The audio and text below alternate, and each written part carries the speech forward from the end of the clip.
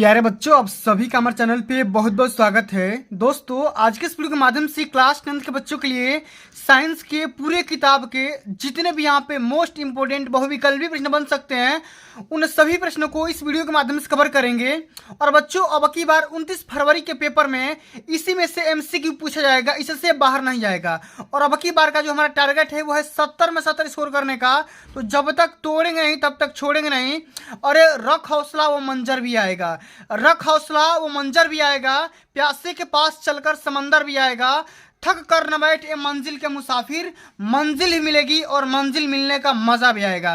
फिर बच्चों, अब की बार आप सभी का 29 फरवरी का साइंस का पेपर होने वाला है और अब की बार 29 फरवरी के पेपर में आग लगा देना है, ठीक है। और अब की बार जब तक तोड़ेंगे नहीं तब तक छोड़ेंगे नहीं और हर एक क्वेश्चन को बारीकी से समझेंगे। और यहाँ पे देख सकते हो बच्चों कि कितनी कड़ी मेहनत से मैं आप सभी के लिए हैंड रिटन नोट्स के साथ मैं आप सभी को पूरा एमसीक्यू सॉल्व करवाने वाला हूँ। आप सभी से एक ही रिक्वेस्ट है कि इस पूरे वीडियो को शुरू से लेकर के अंत तक जरूर देख लेना। वीडियो को लाइक कर देना, शेयर कर देना, अगर चैनल पर नए हो सब्सक्राइब कर देना, ठीक है। आइए बच्चों, सबसे पहला यहाँ पे प्रश्न पूछा गया है कि पीतल क्या है?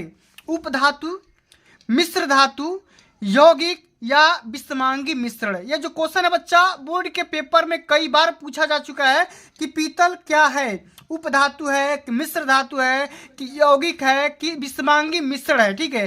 तो पीतल आपका हो जाएगा बच्चा मिश्र धातु हो जाएगा। सेकंड ऑप्शन यहाँ पे बिल्कुल राइट आंसर होगा। और बच्चों, आप लोग कमेंट करके बताओ कि जो पीतल है ना दोस्तों, इसको तो हम मिश्र धातु बोलेंगे, लेकिन ये किन किन दो धातुओं के मिक्सर से बनाया गया है, मिक्स करके बनाया गया है, ये आपको उन दोनों धातुओं का नाम कमेंट में कमेंट करना है, ठीक है।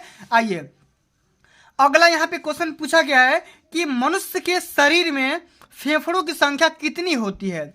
1, 2, 4 या अनेक। तो मनुष्य के शरीर में जो फेफड़ा होता है उसकी जो संख्या होती है ना दोस्तों, वो होती है 2। कई बार हमने बता रखा है, ठीक है। मैंने आप सभी के लिए एमसीक्यू का एक सीरीज ही स्टार्ट कर दिया है। आप लोग क्लास 10 साइंस का जो प्लेलिस्ट ओपन करोगे तो आप यहाँ पे बारीकी से देखोगे तो मैं यहाँ पे क्लास 10 साइंस के पूरे किताब के जितने भी यहाँ पे मोस्ट इंपोर्टेंट बहुविकल्पी प्रश्न है उनको मैंने सॉल्व करवाना स्टार्ट कर दिया है, ठीक है। आप बारीकी से जाकर के उन सभी को तैयार कर लो, क्योंकि इसी में से पेपर में आएंगे, इससे बाहर नहीं आएंगे, ठीक है। चलो अगला क्वेश्चन ये पूछा जा रहा है कि उत्तल दर्पण से बनने वाले प्रतिबिंब की प्रकृति कितनी होती है या कैसी होती है, आपको बताना है। वास्तविक व सीधा होता है, वास्तविक उल्टा होता है, आभासी सीधा होगा कि आभासी उल्टा होगा। तो उत्तल दर्पण से जब भी आपका प्रतिबिंब बनेगा वो हमेशा आभासी बनता है और हमेशा सीधा बनता है। तीसरा ऑप्शन यहाँ पे बिल्कुल करेक्ट आंसर हो जाएगा, ठीक है। चलो अगला क्वेश्चन ये पूछा गया बच्चा कि निम्नलिखित में क्षारीय धातु है, बताना है। सोडियम, बेरिलियम, एल्यूमिनियम या जिंक। तो इसमें क्षारीय धातु कौन सा माना जाएगा, इसमें आपको बताना है। तो सोडियम इसका क्या हो जाएगा? क्षारीय धातु हो जाएगा। अच्छा, मैंने आप सभी को बताया था कि ऐसी धातु है, ठीक है, ऐसी कोई भी धातु जिसका पीएच वैल्यू, ठीक है, 7 से अधिक होगा क्षारीय होगा, 7 से कम होगा अम्लीय होगा। अगर 7 होगा तो अम्ल धातु कैसा होगा, ठीक है, विलयन कैसा होगा, आप सभी का उदासीन होगा, ठीक है। चलिए अगला क्वेश्चन आप सभी से पूछा गया है कि फुफ्फुसीय कोशिकाओं का जाल फेफड़ों की किस संरचना में होती है? ग्रसनी, वायुकोश, श्वास नली या श्वसनी, ठीक है। तो बताना है कि फुफ्फुसीय कोशिकाओं का जो जाल होता है फेफड़ा के किस संरचना में होता है? ये होता है वायुकोश में। सेकंड ऑप्शन यहाँ पे बिल्कुल राइट आंसर होगा, ठीक है। चलो अगला क्वेश्चन यहाँ पे ये पूछा गया है कि एक अश्व शक्ति बराबर होती है, मतलब आपको ये बताना है कि एक अश्व शक्ति में कितना वाट होता है, ये आपको बताना है। 726 वाट, 736 वाट, 746 वाट या 756 वाट। तो एक हॉर्स पावर में 746 वाट होता है। तीसरा ऑप्शन यहाँ पे बिल्कुल राइट आंसर होगा, ठीक है। चलो अगला क्वेश्चन ये पूछा गया है कि मेडुला ऑब्लांगेटा नियंत्रित करता है, क्या करता है भैया? ऐच्छिक क्रिया, अनैच्छिक क्रिया, प्रतिवर्ती क्रिया या सभी दैहिक क्रियाएं, ठीक है। तो मेडुला ऑब्लांगेटा ये जो है दोस्तों, ये जो पार्ट है अनैच्छिक क्रिया को कंट्रोल कर देता है। सेकंड ऑप्शन यहाँ पे बिल्कुल राइट आंसर हो जाएगा, ठीक है। चलो अगला क्वेश्चन ये पूछा गया है कि कौन सी धातु सामान्य ताप पर जल के साथ क्रिया करती है, माने ऐसी कौन सी मेटल है जो कि समान यानी कि सिंपल, ठीक है, सामान्य तापमान पर जल के साथ रिएक्शन करती है? कॉपर, सोडियम, एल्यूमिनियम या मैग्नीशियम? तो यहाँ पे हो जाएगा सोडियम, इसका राइट आंसर हो जाएगा। सेकंड ऑप्शन यहाँ पे करेक्ट होगा।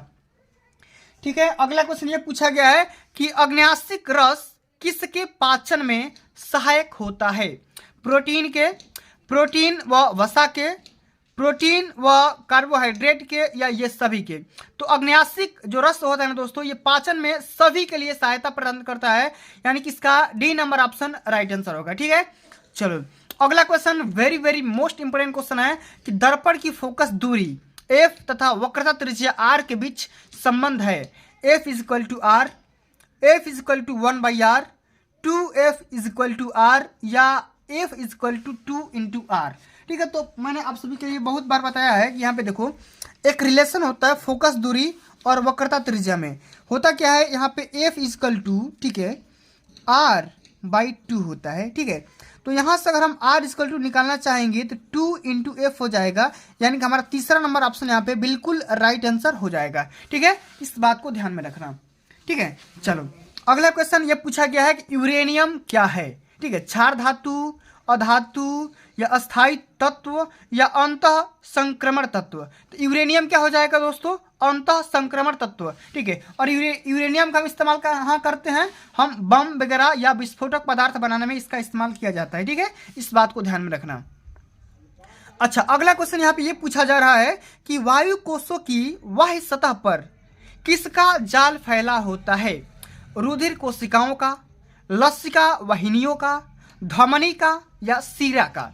ठीक है, तो बाह्य कोशों की बाह्य सतह पर रुधिर कोशिकाओं का जाल फैला होता है। ठीक है, रुधिर कोशिकाओं का ऑप्शन नंबर यहाँ पे पहला बिल्कुल राइट आंसर हो जाएगा। ठीक है, चलो अगला क्वेश्चन यहाँ पे ये पूछा जा रहा है बच्चा कि हीटर का तार किसका बना होता है? ठीक है, तांबे का, पीतल का, नाइक्रोम का, या लोहे का? ये जो क्वेश्चन है बोर्ड के पेपर में कई बार पूछा जा चुका है, इसलिए सारे के सारे क्वेश्चन जितना बता रहा हूं सभी को तुरंत तैयार कर लो, नोट्स बना लो। ठीक है, अगर आप इसका पीडीएफ प्रोवाइड करना चाहते हो, ठीक है, प्राप्त करना चाहते हो, तो आपको क्या करना होगा? कमेंट करना होगा, तभी मैं इसका पीडीएफ प्रोवाइड कर दूंगा। ठीक है, चलो बताओ हीटर का तार किसका बना होता है? तो ये नाइक्रोम का बना होता है। ऑप्शन नंबर यहाँ पे तीसरा राइट आंसर हो जाएगा। ठीक है, चलो अगला क्वेश्चन कि मानव में कितनी जोड़ी कपाली तंत्रिकाएं पाई जाती है? 11 जोड़ी, 12 जोड़ी, 13 जोड़ी, या 14 जोड़ी?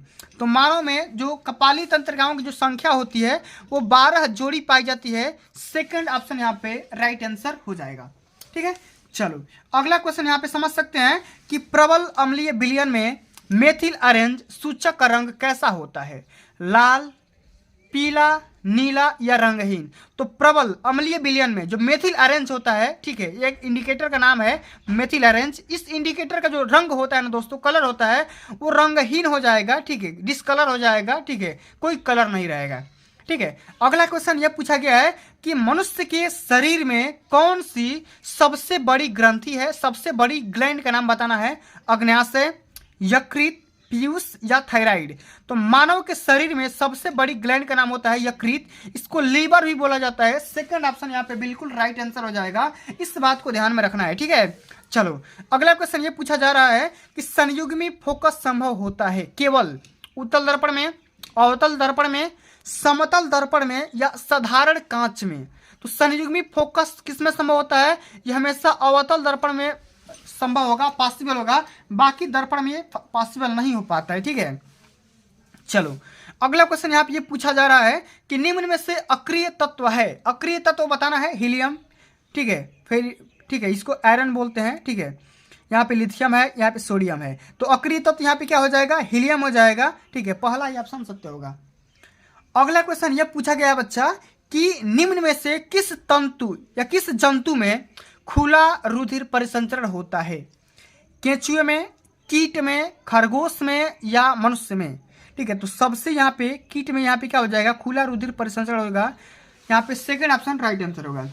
ठीक है, चलो अगला क्वेश्चन यहाँ पे ये पूछा गया बच्चा कि किलोवाट घंटा किस भौतिक राशि का मात्रक होता है? ये आपको बताना है कि किलोवाट घंटा, कई बार हमने बता रखा है, ठीक है, कि मात्रक से क्वेश्चन बोर्ड के पेपर में पक्का पूछा जाता है। इस मात्रक वाले सेक्शन को तैयार करके जाना है। ठीक है, तो किलोवाट घंटा किसका मात्रक होता है? समय का, द्रव्यमान का, ऊर्जा का या शक्ति का? तो किलोवाट घंटा एनर्जी का मात्रक हो जाएगा, ऊर्जा का मात्रक हो जाएगा। ऑप्शन नंबर यहाँ पे तीसरा यहाँ पे राइट आंसर हो जाएगा। चलिए अगला क्वेश्चन जो कि इस वीडियो का सबसे अंतिम नंबर क्वेश्चन है, और इस क्वेश्चन के आंसर आप लोग कमेंट में कमेंट करना है, ठीक है, क्योंकि अंतिम नंबर क्वेश्चन मैं आप सभी से ऑब्वियसली यहाँ पे कमेंट में पूछता हूँ, ठीक है। इसका राइट आंसर कमेंट करके बताना है कि निम्नलिखित में से कौन सी ग्रंथि बहिः एवं अंतःस्रावी ग्रंथि होती है। मैंने ऐसा कौन सा ग्रंथि है जिसको आंतरिक और बाह्य ग्रंथि का नाम से स्रावी करता है, ठीक है, ये आपको बताना है। अग्न्याशय, पिट्यूटरी, थाइमस या थायराइड? इसका राइट आंसर आप लोग कमेंट में जरूर बताना, ठीक है। और बच्चों आज के लिए बस इतना ही। अगर ये वीडियो आप सभी को अच्छी लगी होगी, हेल्पफुल लगी होगी, तो वीडियो को लाइक कर देना, शेयर कर देना, अगर चैनल पर नए हो सब्सक्राइब कर देना। चलिए बच्चों आज के लिए बस इतना ही, जल्दी मिलते हैं अगली वीडियो में, तब तक के लिए जय हिंद, जय भारत, वंदे मातरम।